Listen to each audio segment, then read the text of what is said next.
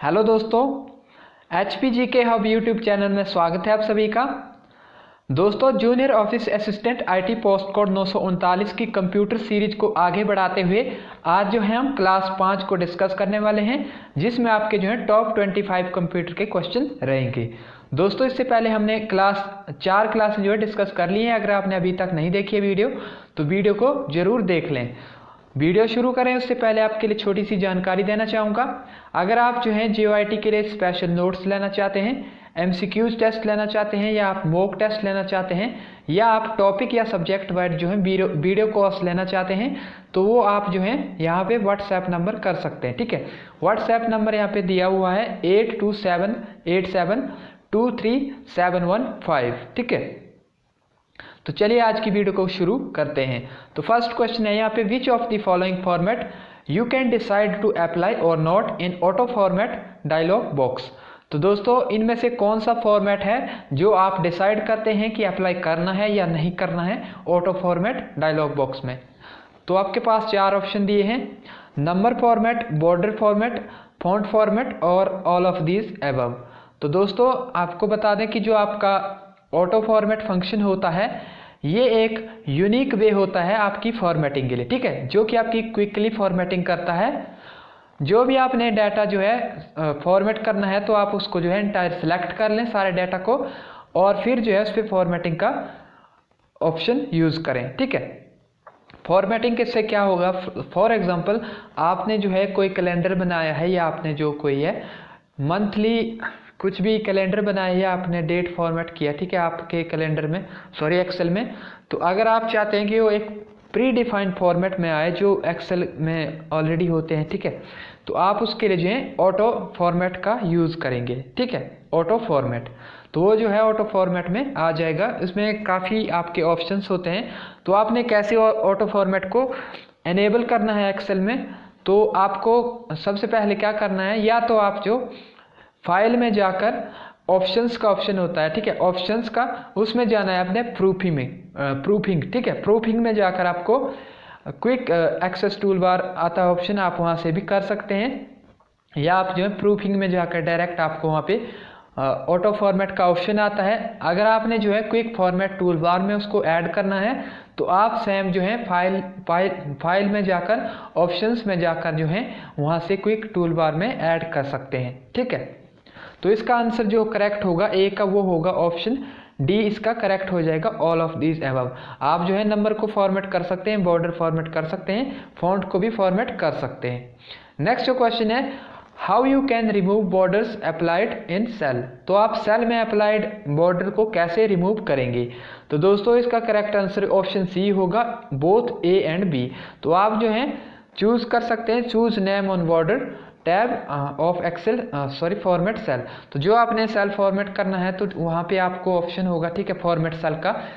आप सिंपली क्या कर सकते हैं, आप जो है राइट क्लिक करके भी वहाँ पे आपको फॉर्मेट का ऑप्शन आता है, फॉर्मेट सेल का, और वहाँ पे आप बॉर्डर को नन कर सकते हैं। ठीक है, नन ऑन बॉर्डर। ठीक है, नेक्स्ट जो यहाँ पे वी ऑप्शन है, वी ऑप्शन जो है, open the list on border tool in format cell tool bar, then choose first tool none. तो आप ये जो है चूज कर सकते हैं, और आपको होम टैब पे मिलेगा सेल्स का एक बटन होता है। ठीक है, सेल्स का जो आपका वहाँ पे रिबन में होता है, ठीक है, वहाँ पे आपने जाना है फॉर्मेट में, और फॉर्मेट में आपको फॉर्मेट सेल का ऑप्शन मिल जाएगा। ठीक है, ऑप्शन सी इसका करेक्ट होगा।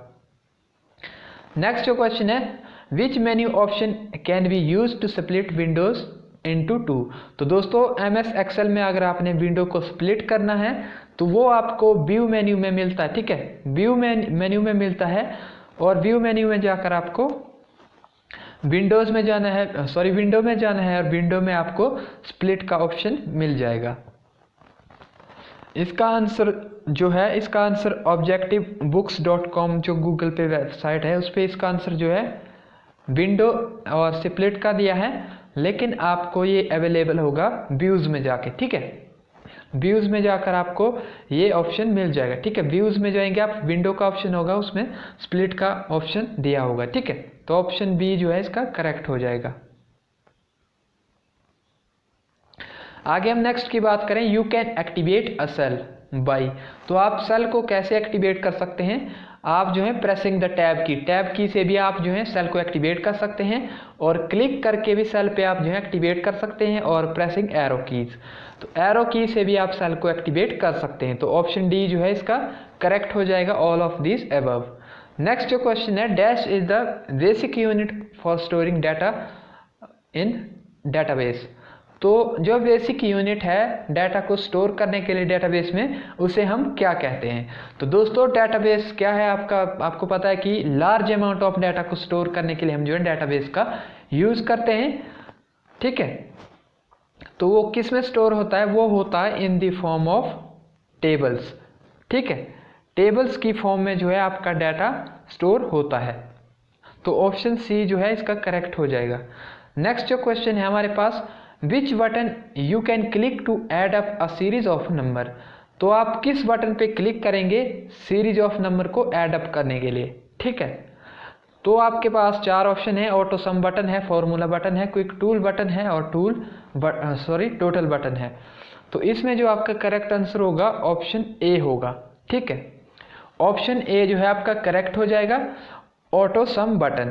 तो इसमें दोस्तों ऑटो सम जो बटन है ये आपको मिलेगा फॉर्मूलाज, जो फॉर्मूलाज मेन्यू होगा उसमें मिलेगा। उसमें आपने ऑटो सम में जाना है, ऑटो सम में जाकर आपको डिफरेंट ऑप्शन मिलेंगे, लाइक आपका सम करना है, अगर आपने ऑटो सम करना है, ऑटो एवरेज करना है, या काउंट नंबर्स करना है, या मिनिमम या मैक्सिमम निकालना है, तो आप वहाँ पर जाकर कर सकते हैं, ठीक है।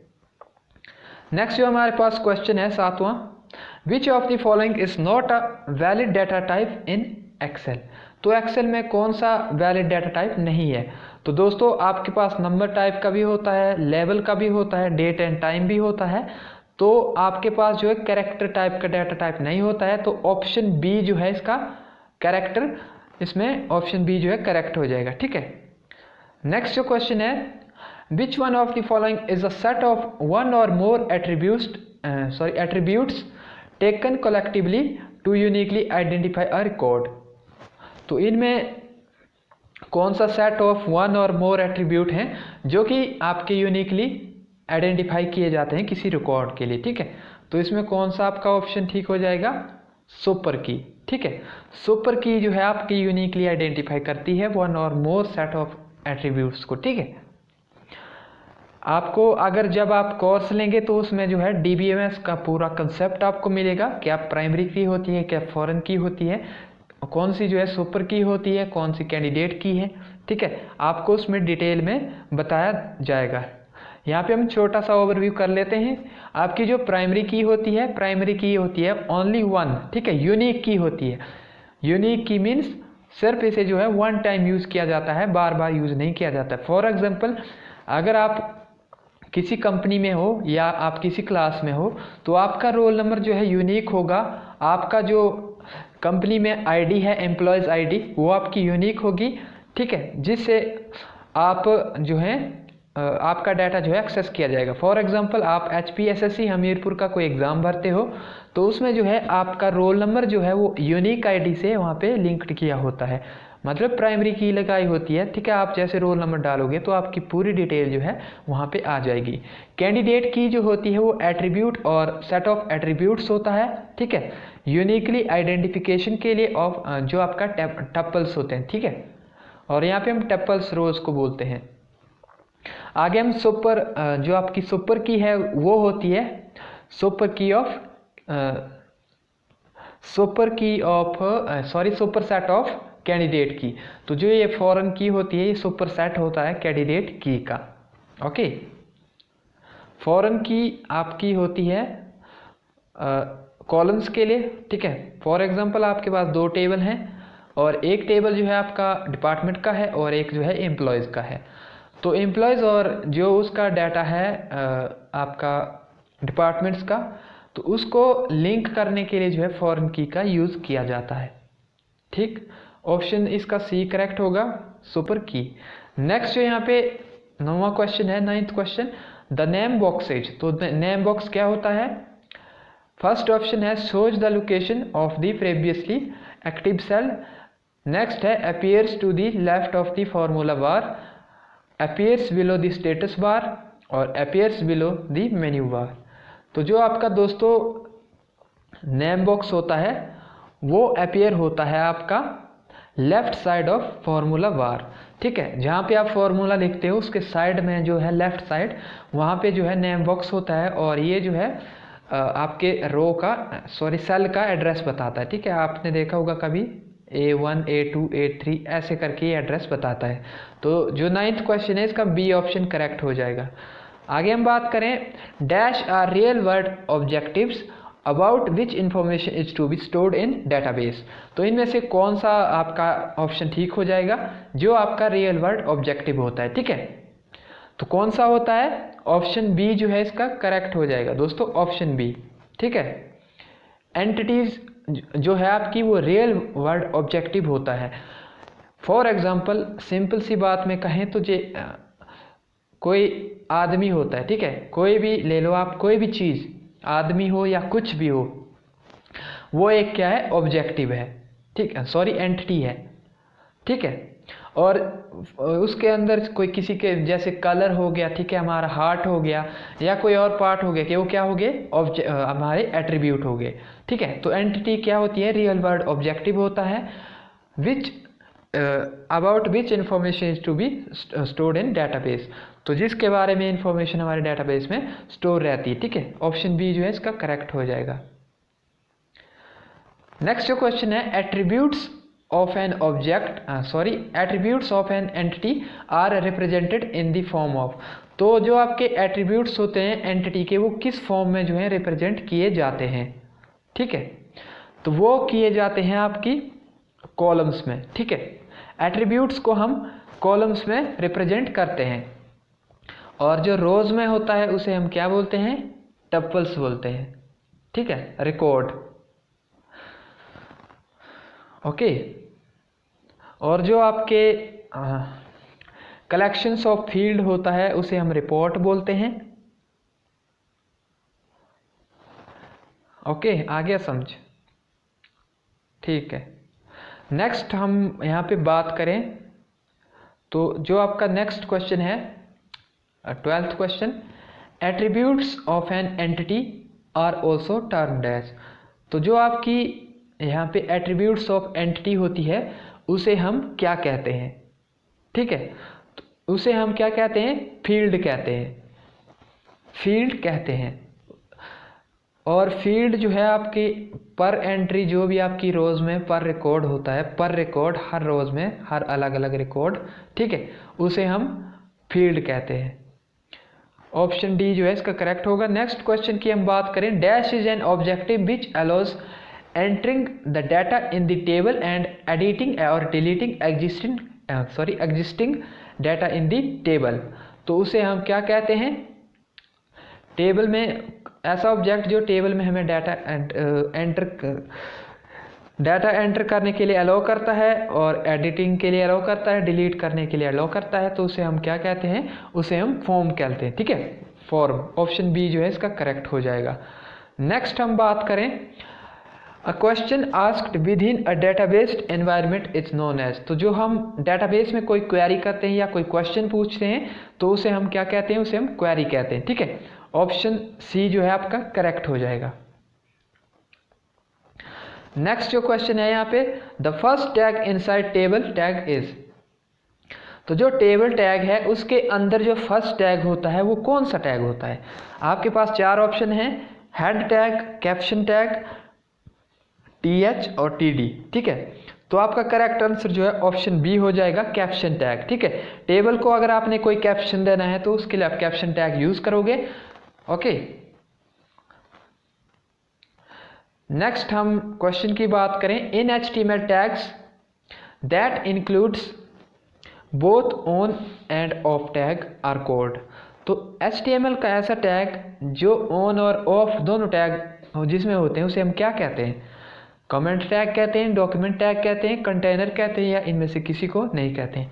तो उसे हम क्या कहते हैं फ्रेंड्स, उसे हम कहते हैं कंटेनर टैग, ठीक है, कंटेनर टैग कहते हैं। और जिसमें सिर्फ ओनली ऑन टैग होता है, ऑफ टैग नहीं होता, मतलब कि जो टैग ओपन होता है उस क्लोज नहीं होता है, ठीक है, सिर्फ ओपन टैग होता है। जैसे BR टैग हो गया आपका, ठीक है, BR टैग, HR टैग, तो उसे हम क्या कहते हैं, एम्प्टी टैग भी कहते हैं। ठीक है, 16th का यहाँ पे C ऑप्शन कंटेनर टैग होगा। नेक्स्ट क्वेश्चन है all normal web pages consist of. तो नॉर्मल वेब पेजेस जो होते हैं उसमें क्या क्या होता है, उसमें एक तो आपका हेड होता है, दूसरा आपकी बॉडी होता है। ठीक है, हेड में आपकी मेटा इन्फॉर्मेशन होती है, लाइक्स आपके लिंक्स होते हैं, जो भी आपने लिंक्स डाले होते हैं। ठीक है, और जो आपकी बॉडी होती है वो एक कंटेनर होता है जिसमें आपका जो भी कंटेंट होता है वो आपके वेब पेज में शो होता है। ओके, नेक्स्ट क्वेश्चन है increasing the cell padding means. अगर हम किसी सेल की पैडिंग को इंक्रीज कर रहे हैं, ठीक है, आपके पास सेल है, अगर उसकी हम साइड में ये पैडिंग होती है, ठीक है, अगर उसकी हम पैडिंग को इंक्रीज करेंगे तो इसका कौन सा ऑप्शन जो है फिर करेक्ट हो जाएगा। ठीक है, increase the softness of your website, increase the space between cells, increase the distance between cell और and content, all of this above. तो दोस्तों इसका करेक्ट आंसर जो है ऑप्शन सी हो जाएगा, option C, increase the distance between cell और cell and content. तो दोस्तों जब हम सेल पैडिंग को इंक्रीज करते हैं तो हमारा जो डिस्टेंस होता है सेल और कंटेंट के बीच में वो जो है इंक्रीज हो जाता है। आगे हम नेक्स्ट क्वेश्चन की बात करें, which property tells how many rows a cell should span.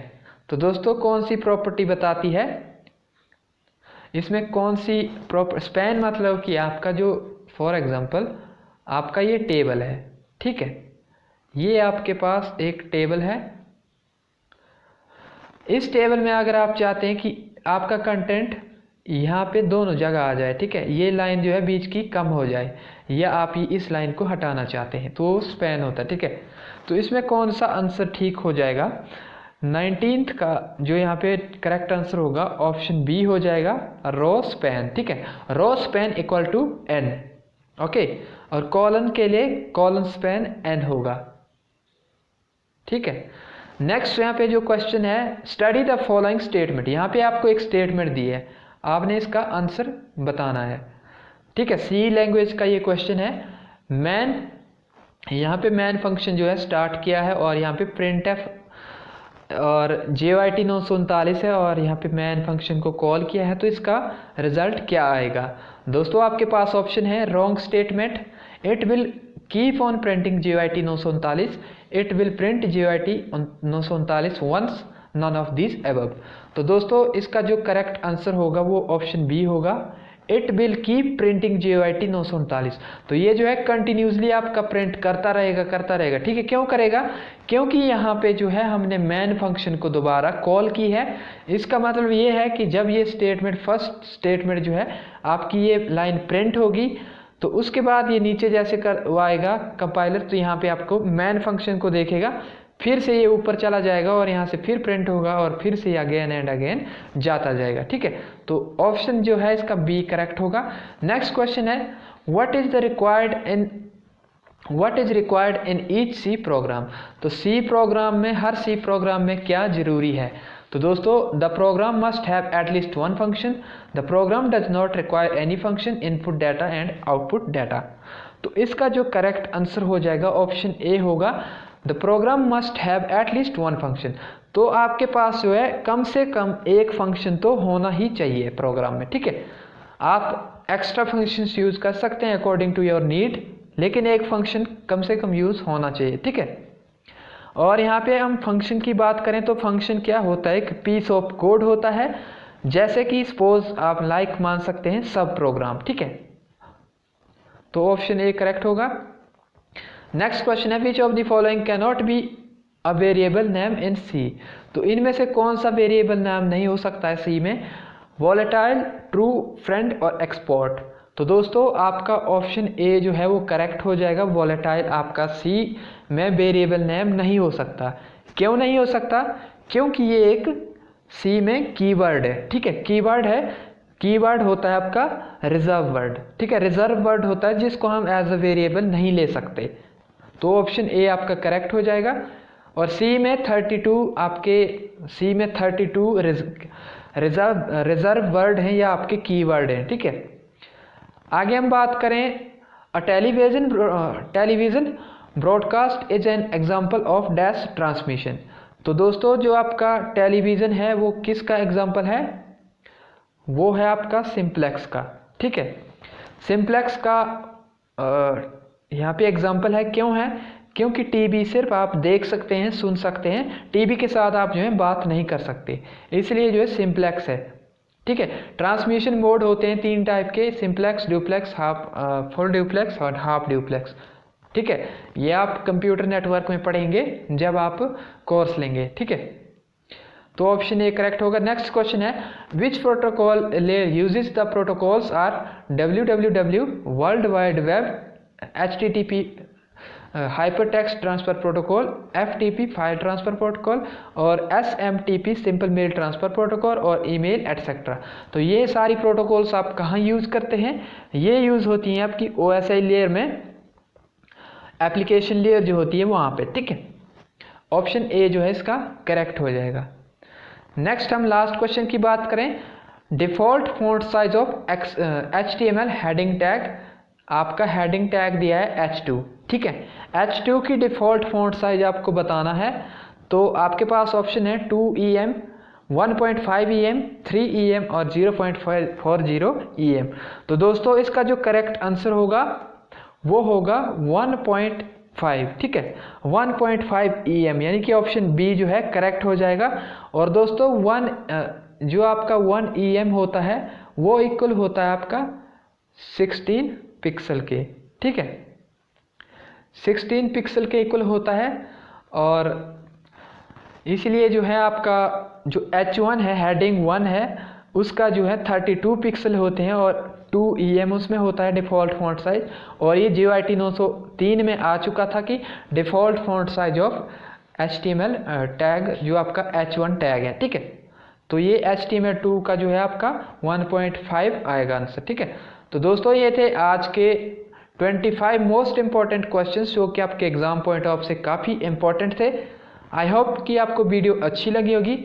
दोस्तों मैं फिर से आपको रिमाइंडर देना चाहता हूँ, अगर आप JIT के लिए स्पेशल नोट्स लेना चाहते हैं, MCQs, mock test, topic wise या चैप्टर वाइज आप वीडियो लेना चाहते हैं, तो आप जो है फ्रीली यहाँ पे दिए गए WhatsApp नंबर पर अपना कोर्स या अपने वीडियोस, लेक्चर या अपने स्पेशल नोट्स, मॉक टेस्ट जो है परचेज कर सकते हैं। कॉन्टैक्ट नंबर है 8278723715। तो दोस्तों मिलते हैं नेक्स्ट क्लास में, तब तक के लिए धन्यवाद।